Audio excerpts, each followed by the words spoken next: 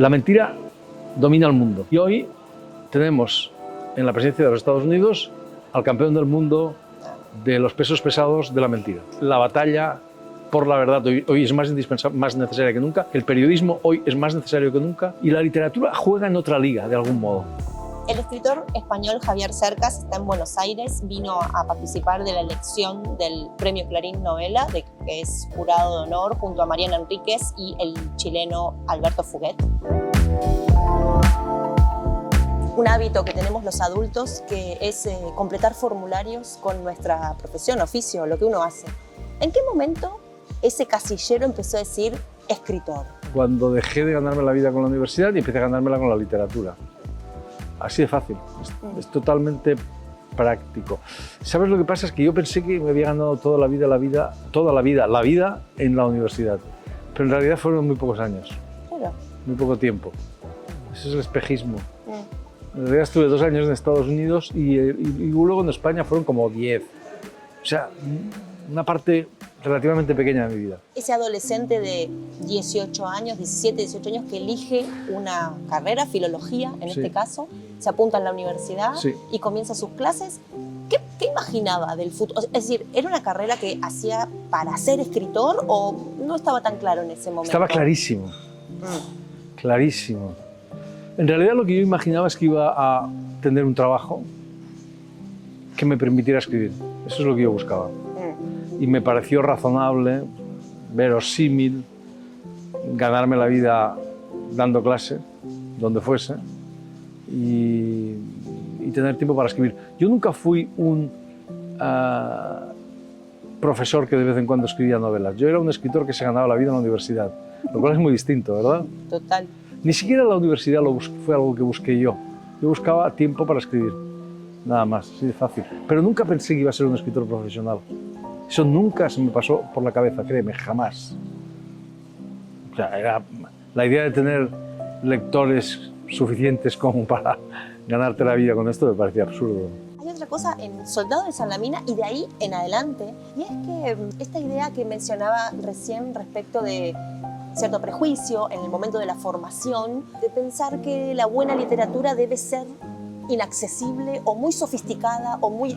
Y hay algo en su obra inmenso, poderosísimo, que es que lo complejo, lo que es muy complejo de comprender y de acercarse, resulta ser muy simple de leer. Claro. Y parece contradictorio.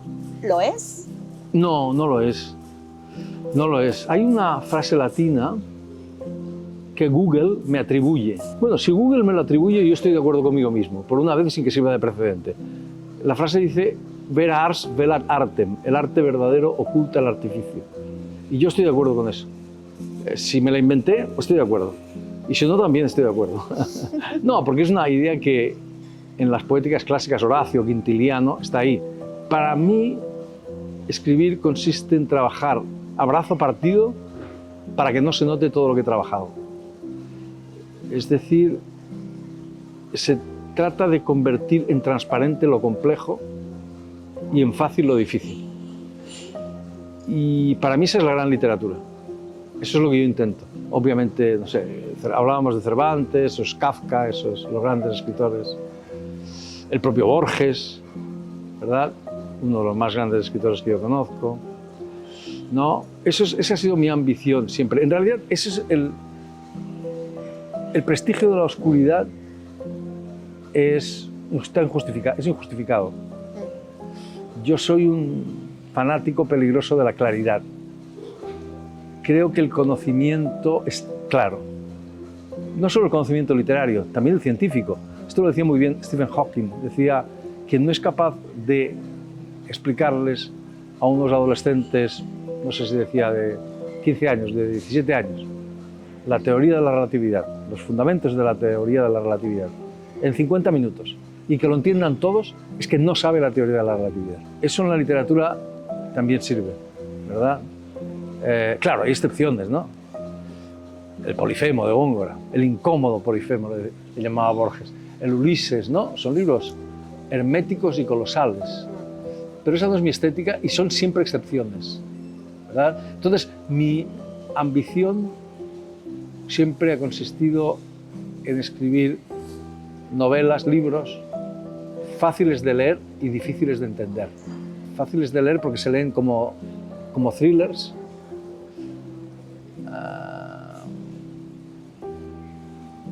apasionadamente, y difíciles de entender porque nunca terminas de leerlos, ¿no? Porque siempre los lees una y otra vez y son insondablemente profundos, ¿no? Esos Kafka, esos Cervantes, esos son los grandes escritores que yo he admirado. Esos Borges, ¿no? También esos Cercas, porque ojalá. son muy fáciles de leer y luego Ojalá. cuando uno vuelve al libro, se vuelve a leer, es otro libro. Te lo agradezco Entonces, mucho. pero es verdad, Te lo agradezco cada mucho. vez que hay ahí algo, pero yo creo que eso no es casualidad, hay ahí una búsqueda Sí. del trabajo, de la escritura, Claro. que no es esta cosa de borrar el artificio, ¿no? Que Claro. obviamente que está ahí, Claro. pero es invisible, no es tan es fácil de decir, pero no es tan fácil de hacer. Es lo más difícil de hacer. Eso es lo más difícil de hacer. Cada vez la idea de verdad es un poco más inasible, ¿no? Sobre todo para el periodismo y para la historia. Sí. La literatura cumple un rol o asiste a esto de manera diferente o también se ve puesta en cuestión o mira este fenómeno de alguna manera particular. Bueno, la literatura es otra cosa. Sí. Eso para empezar. La literatura no se puede dejar chantajear por hechos que tú has descrito muy bien. Hoy tenemos la impresión de que se dicen más mentiras que nunca. Yo no creo que eso sea verdad. Mentiras se han dicho siempre, por un motivo muy sencillo. Porque la mentira es el primer instrumento de dominación del poder. O sea, las mentiras tienen mayor capacidad, tienen mayor poder que los tanques. Esto es un hecho. Y se han dicho siempre. Lo que ocurre hoy es que las mentiras tienen mayor capacidad de difusión que nunca. Gracias a las redes sociales, gracias a Internet, etcétera, etcétera. O sea, gracias a un campo que les hemos dejado libres, porque la culpa es nuestra. Las redes sociales no son malas en sí mismas, son malas porque hemos permitido que se usen para mal. Lo mismo puede ocurrir con la inteligencia artificial, si no está ocurriendo ya, etcétera, etcétera. Los responsables somos nosotros, no la inteligencia artificial ni las redes sociales. Entonces, eso sí que es un hecho. O sea, el descrédito de la verdad es un hecho. Y eso lo estamos viviendo en los últimos años. Bill Clinton estuvo a punto de dimitir por una mentira. No por unos escarceos sexuales con una Chica, sí, una becaria, sino por una mentira. Y hoy tenemos en la presidencia de los Estados Unidos al campeón del mundo de los pesos pesados de la mentira. Y ha sido reelegido. La mentira domina el mundo. Esto es un hecho. Y eso es letal. Eso es letal. Porque, bueno, basta pensar en el Evangelio. La verdad os hará libres, lo cual quiere decir que las mentiras hacen esclavos. Entonces, eso es un hecho. La literatura puede trabajar en eso, pero no como el periodismo ni como la historia. El periodismo tiene que atenerse a rajatabla a la verdad. Esa es su regla. La historia, lo mismo, aunque de manera distinta, por supuesto, son cosas distintas, ¿no? El periodismo cuenta la batalla mientras sucede. Y eso es dificilísimo. Dificilísimo. Sí. Muy difícil. Mientras que la historia cuenta la batalla cuando la batalla acabó. Y entonces interpreta el sentido de la batalla, ya no hay polvo, no hay gritos, no hay... Ya, ¿verdad? Las cosas ha caído el polvo, todo se ve, se pueden contar los cadáveres, los heridos, ¿no? Pero ambas se atienen rigurosamente a los hechos. La literatura no. Y no puede dejarse chantajear por eso. En algunos de mis libros lo que he descubierto es un territorio para mí virgen, que es lo que busca siempre la literatura, cada uno a su manera, ¿no?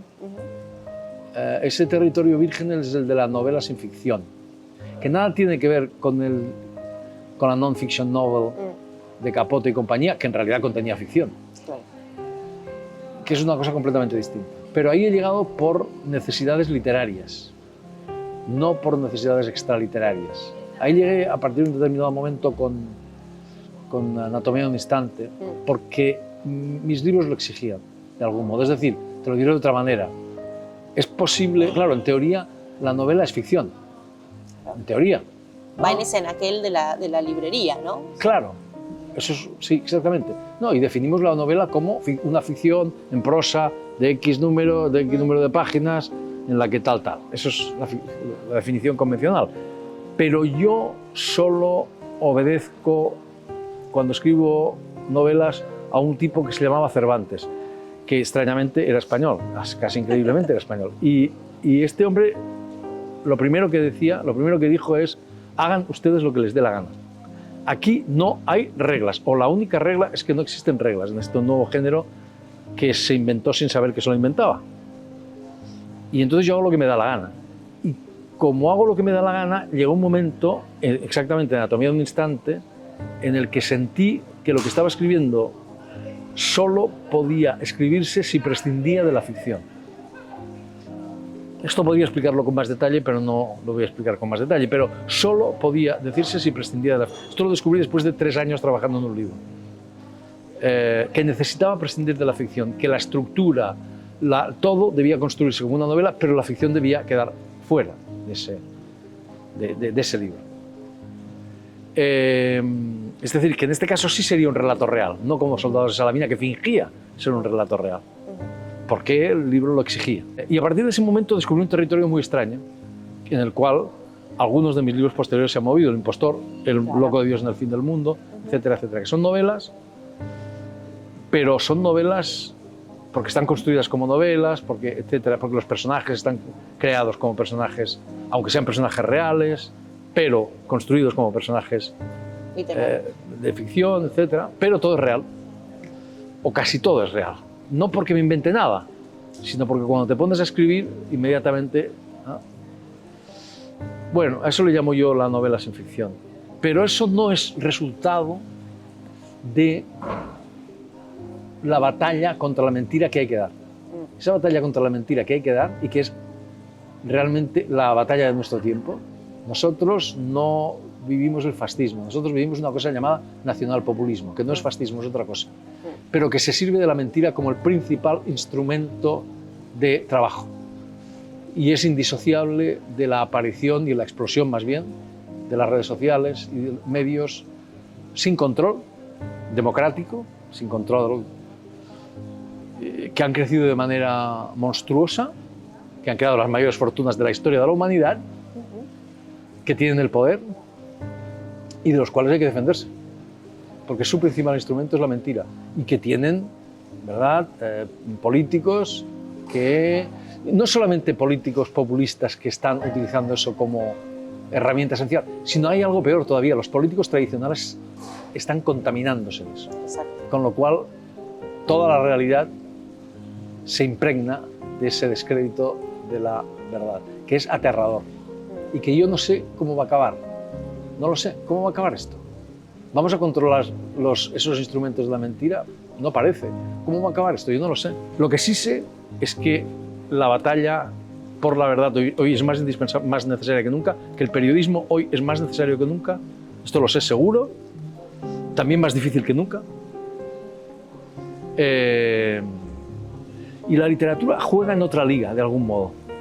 Incide en eso, claro, pero de modos, quizá haciéndonos más conscientes de eso, de que vivimos en un mundo de simulacros, del triunfo de la mentira, curiosamente, qué curioso, ahora estoy pensando algo que nunca había pensado, pero qué curioso que en medio de ese triunfo de la mentira, yo esté escribiendo novelas sin ficción, es decir, novelas cosidas a la realidad. Qué curioso. Esto no sé qué significa.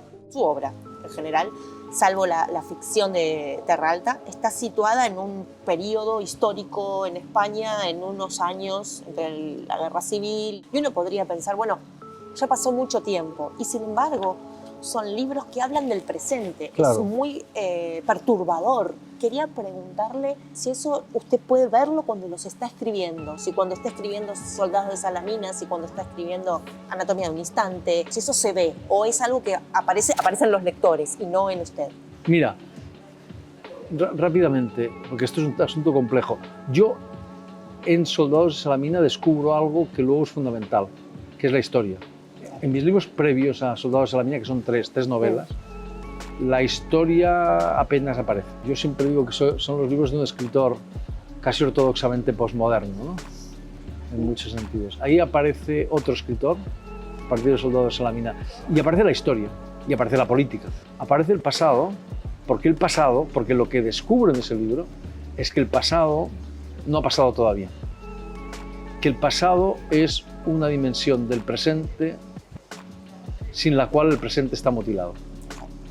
Es decir, Soldado de Salamina, el 75% del libro, no sé si es el 75, pero Bueno, claro. 3/4 partes del libro transcurren en el presente.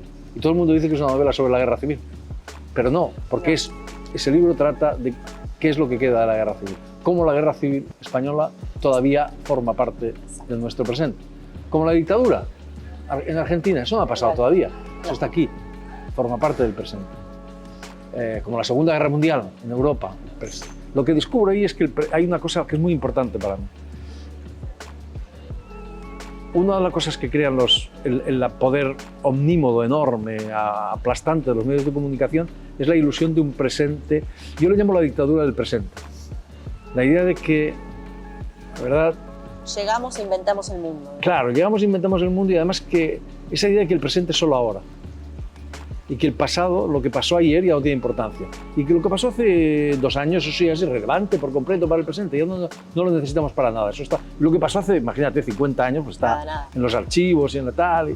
Pero es irrelevante. Eso es falso. Eso crea una ilusión, crea una visión falsificada del presente. Simplificada hasta la falsificación del presente. El pasado, y sobre todo el pasado del que hay memoria y del que hay testigos, que es el que a mí me interesa. Ese pasado no ha pasado todavía. Hay una frase de Faulkner muy famosa en Requiem for a Nun, en Requiem por una monja, que dice exactamente eso, dice past is not dead, is not even past. El pasado no ha muerto, ni siquiera es pasado. Claro, es una dimensión del presente en la cual el presente está mutilado. Forma parte del presente. Lo que hacen todos mis libros, muchos de esos libros, es intentar abarcar, mostrar cómo ese pasado forma parte del presente, mostrar cómo el presente es mucho más amplio que es el mero hoy, que la mera actualidad, ¿no? Siempre me genera como un poco de curiosidad por qué es tan importante que usted diga, que usted se manifieste políticamente, en el sentido de decir, yo soy de izquierdas. O sea, lo he leído muchas veces y siempre que dice yo soy de izquierdas o yo me identifico con izquierdas, siempre hay alguien que lo corrige. Y dice, no, Cercas no es de izquierdas. Como si fuera una cosa que los demás podemos opinar. ¿Por qué es tan importante que usted diga si es de izquierdas, de derechas no o es lo que importante, sea? no es importante. Eso forma parte del argumento, ¿no? A mí me importa el argumento. ¿Pero por qué se lo reclaman, quiero decir? ¿Por qué le cuesta? Por mi culpa. Por meterme en líos. Bueno, eso ya veo que tiene Claro. una tendencia, ¿no? A eso, un poco, los Sí. temas, No es que yo lo busque. ¿Sabes lo que pasa? Es que es muy sencillo. Es que los escritores somos escritores, pero también somos ciudadanos. Somos gente normal y corriente. Es así de fácil. Entonces tenemos la misma responsabilidad que los demás. Y la diferencia en mi caso es que yo escribo en un periódico. Ya. Cada 2 semanas escribo en un periódico. En España es bastante común, muy común. A mí al principio me parecía raro, luego me encanta, me lo paso muy bien y digo lo que pienso. Y entonces eso crea problemas sobre todo cuando las situaciones se tensan mucho. Y claro, y todo el mundo opina sobre ti y te insulta. A mí, salvo que practico la zoofilia, me han dicho de todo. A lo mejor también lo de la zoofilia me lo han dicho, es posible.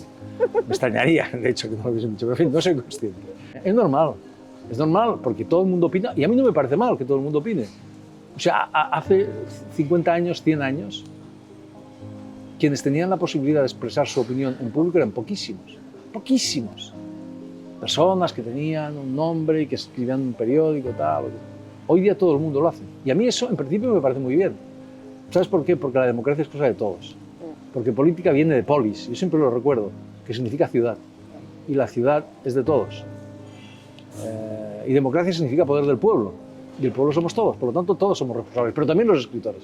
Repulsivo es la idea del escritor semidivino, del escritor que está por encima del bien y del mal y que tal. Yo cuando era joven, feliz e indocumentado, o sea, tonto, creía que mis grandes ídolos, yo detestaba la idea del escritor comprometido, me parecía la cosa más horrible.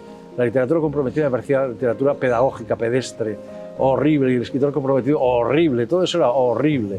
Y mis ídolos eran eso, Borges, Kafka, tal, que nunca, nada, gente Más allá del bien y del mal. Más allá decimos. del bien y del mal, fuera del mundo. ¿Qué tal? Borges extraviado en su biblioteca, Kafka en sus pesadillas.